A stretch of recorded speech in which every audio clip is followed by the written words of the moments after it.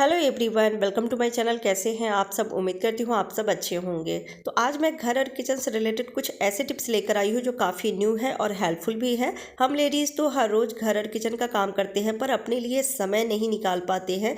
तो अगर इसी काम को कुछ टिप्स के साथ किया जाए तो समय की भी बचत होती है, साथ साथ पैसे की भी बचत होती है।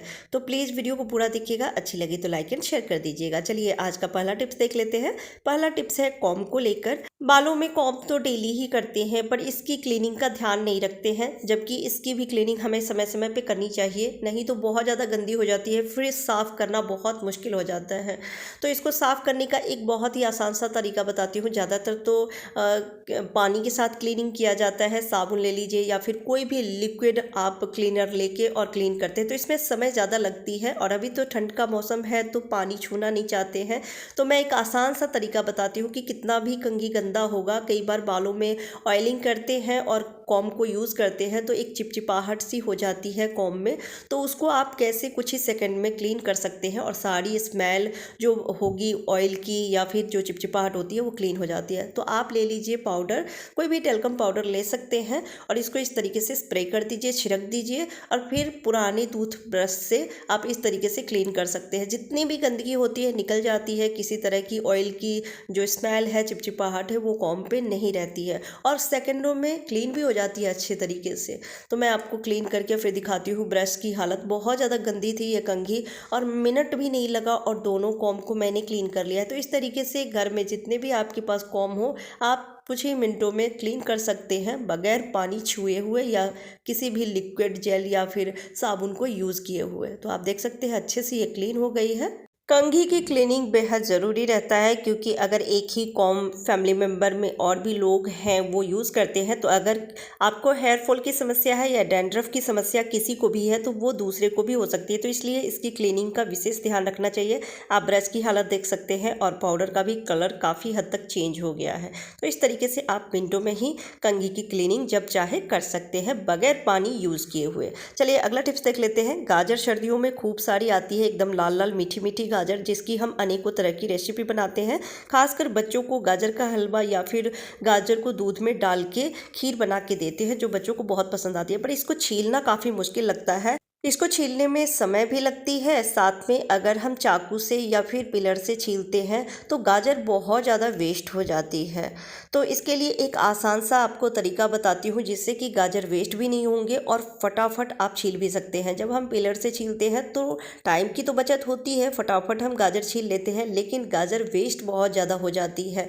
तो इसके लिए आप क्या करें, कोई भी प्लास्टिक की आप बॉटल ले सकते हैं, लेकिन छोटी वाली बॉटल लें तो ज़्यादा बेहतर है क्योंकि वो थोड़े हार्ड होते हैं, तो इसलिए और उसके पीछे के भाग को कट करके हटा देना है। और ये जो बॉटल जिधर ढक्कन लगी रहती है उधर से इतना हमें कट करके ले लेना है।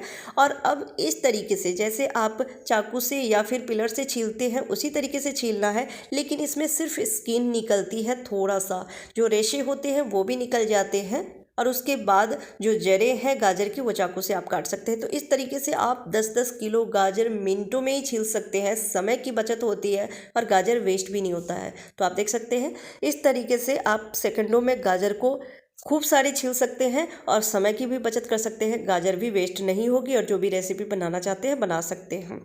तो मैं सारे गाजर को छील ली हूँ और छील के आपको दिखाती हूँ कि बिल्कुल भी अंतर नहीं लग रहा है। जो मैंने पीलर से छिला था या चाकू से छिला था बिल्कुल वैसा ही लग रहा है।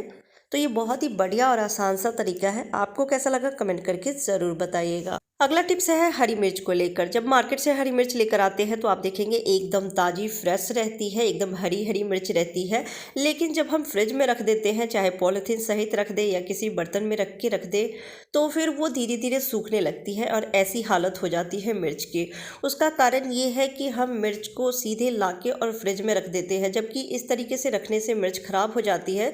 इसको रखने का तरीका बताती हूँ कि आप जब भी लेकर आते हैं तो सबसे पहले तो आप उसे धो लें और धोने के बाद पोंछ ले, किसी भी कॉटन कपड़ा से पोंछ ले और पोंछने के बाद उसके सारे डंठल को हटा ले। डंठल सहित रखने से मिर्च बहुत जल्दी ख़राब हो जाती है, तो सारे ही मिर्च का डंठल आप निकाल लीजिए और निकालने के बाद कोई भी एयर टाइट कंटेनर में ज़रूर रख दीजिए। कोई भी आपके पास डब्बा खाली पड़ा हो उसमें रख के और उसको अच्छे से कवर कर दीजिए और फिर फ्रिज में रखेंगे तो बिल्कुल भी ख़राब नहीं होने वाली है। महीनों दिन तक एकदम ताज़ी फ्रेश हरी हरी मिर्च रहेगी। ये बहुत ही बढ़िया तरीका है, आप एक बार ज़रूर ट्राई करके देखिएगा।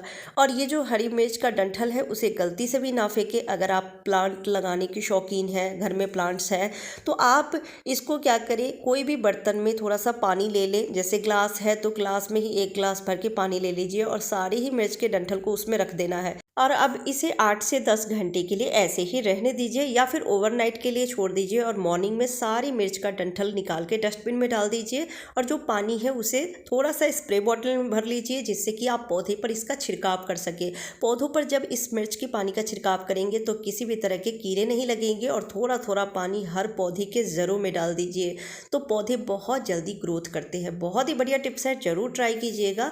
अगला टिप्स है स्पून को लेकर। हमारे घर में इस तरीके की स्पून तो होते ही है, फोक वाली चम्मच भी होती है, पर काफ़ी टाइम होने के बाद ना इसकी चमक धीरे धीरे कम हो जाती है, एकदम पुरानी लगती है। और उसका कारण है कि हमने यूज़ किया है तो मसाले के दाग बैठ जाते हैं जो इसमें डिज़ाइन होती है उसमें, और चमक इस वजह से थोड़ी कम हो जाती है। तो फिर हम उसे यूज़ नहीं करना चाहते हैं, नई चम्मच लेकर आते हैं जिसमें पैसे भी खर्च होते हैं। तो मैं एक आसान सा टिप्स बताती हूँ जिससे चाहे कितनी भी पुरानी स्पून है आप उसे मिनटों में ही चमका सकते हैं। ऐसा लगेगा जैसे बिल्कुल नया है, आप अभी अभी खरीद कर लेकर आए हैं। तो इसके लिए आप कोई भी बर्तन में थोड़ा सा पानी ले लीजिए। बर्तन थोड़ा इतना बड़ा तो लीजिएगा जिससे कि चम्मच उसमें डूब सके। तो कुकर है, कढ़ाई या फिर कोई बड़ी सी पतीली है उसमें रख दीजिए और इसमें पानी इतना रखिए जिससे कि चम्मच उसमें डूब सके। और अब इसमें रखना है एल्युमिनियम फॉयल, जिसमें कि बच्चों को हम खाना रैप करके देते हैं। तो 3-4 छोटे छोटे टुकड़े करके और बॉल्स बना के इसमें रख देना है। और 1 चम्मच रखना है डिटर्जेंट पाउडर और 5 से 7 मिनट के लिए इसे आप मीडियम फ्लेम पे उबाल दीजिए, यानी कि इसको खौलाना है। पानी अच्छे से खौल जाएगी, उसके बाद गैस को ऑफ कर दीजिए और इस चम्मच को वैसे ही रहने दीजिए जब तक कि पानी काफ़ी हद तक ठंडी ना हो जाए। और उसके बाद जो एल्युमिनियम फॉयल उसमें रखे हैं उसी से हमें घिस लेना है। आपको किसी भी ब्रश की ज़रूरत नहीं है, किसी भी तरीके से साफ़ नहीं करना है, इसी से आपको साफ़ करना है। तो जो भी डिज़ाइन बना हुआ है उसमें मसाले की दाग बैठा हुआ है वो सब निकल जाती है और चम्मच एकदम नए जैसी हो जाती है। एक बार आप इस तरीके से जितना भी आपके घर में स्पून है आप साफ़ करके ज़रूर देखिएगा, बिल्कुल नए जैसी हो जाएगी। तो इससे पैसे की भी बचत होगी और कोई खर्चा भी नहीं है इसे साफ़ करने में, तो इससे आपके पैसे ही बचेंगे। और ये जो पानी है इसे आप वॉश बेसिन में या फिर किचन सिंक में रख दीजिए, क्योंकि ये गुनगुना पानी है और इसमें डिटर्जेंट रखा हुआ है। तो जो भी पाइपलाइन में कचरा जमा होगी वो सब निकल जाएगी और नीचे की तरफ चली जाएगी और जो कीड़ा होगा वो सब मर जाएंगे। ये बहुत ही बढ़िया टिप्स है, एक बार ज़रूर ट्राई करके देखिएगा और आपको कैसी लगी कमेंट करके भी ज़रूर बताइएगा। अगला टिप्स है, जब हम पराठे बनाते हैं, रोटी बनाते हैं तो तवा का ये हाल हो जाती है, इसे साफ़ करना बहुत ज़्यादा मुश्किल लगता है। तो कई बार हम ऐसे ही रोटी या पराठे तवा पे बना लेते हैं, जो कि बिल्कुल गलत है, क्योंकि ये जो कालापन बैठा हुआ है ये जब हम रोटी या पराठे इसी पर बनाएंगे तो ये हमारे पेट में जाएगी और ये हमारी बीमारी की कई जड़ें हो सकती है। ये हमारी सेहत के लिए बहुत ज़्यादा नुकसान साबित हो सकती है, क्योंकि ये जो कालापन है ये पेट में जाएगी। तो इसको साफ़ करने का बहुत ही ईजी तरीका बताती हूँ। गैस ऑन कर ले और तवा को थोड़ा सा गर्म कर लेना है और इस पर रखना है आधे गिलास से भी कम पानी। और अब रख लीजिए जो बॉडी सोप होती है वो। अगर आप बॉडी सोप नहीं लेना चाहते हैं तो जो भी बर्तन धोने के लिए आप लिक्विड या फिर साबुन यूज़ करते हैं वो थोड़ा सा रख लेना है और एक उबाल आने दीजिए इसमें। अब रखना है 1/4 चम्मच बेकिंग सोडा और एक छोटा सा नींबू का टुकड़ा ले लीजिए, क्योंकि नींबू जो है वो बहुत अच्छे से क्लीनिंग करती है। जो भी गंदगी होती है, जो ऑयल जमा होती है तवा पे, वो बहुत ही आसानी से निकालती है। और इस तरीके से हमें इस तवा को क्लीन करना है। अब देखेंगे तवा गर्म होती है, जिस वजह से जो भी ऑयल जमा है, जो कालापन जमा है, वो धीरे धीरे फूल के, यानी कि एकदम आसान हो जाती है इसे क्लीन करना। फिर आप चम्मच ले लीजिए या फिर कोई भी ऐसी चीज़ें आप लेके और इससे खुरच खुरच के साफ़ कर लेना है। आसानी से इस तरीके से तवा साफ़ हो जाती है। फिर स्क्रबर से इसे आप साफ़ कर सकते हैं। काफ़ी हद तक ये साफ़ हो गई है। तो आप इस तरीके से मिनटों में ही तवा को साफ़ कर सकते हैं और बीमार होने से भी बच सकते हैं। तो कैसा लगा आपको आज के सारे टिप्स कमेंट करके ज़रूर बताइएगा। अच्छी लगी हो तो वीडियो को लाइक एंड शेयर कर दीजिएगा। चैनल पर पहली बार आए हैं तो सब्सक्राइब करके बेल आइकन ज़रूर प्रेस कर लीजिएगा। Bye bye, take care.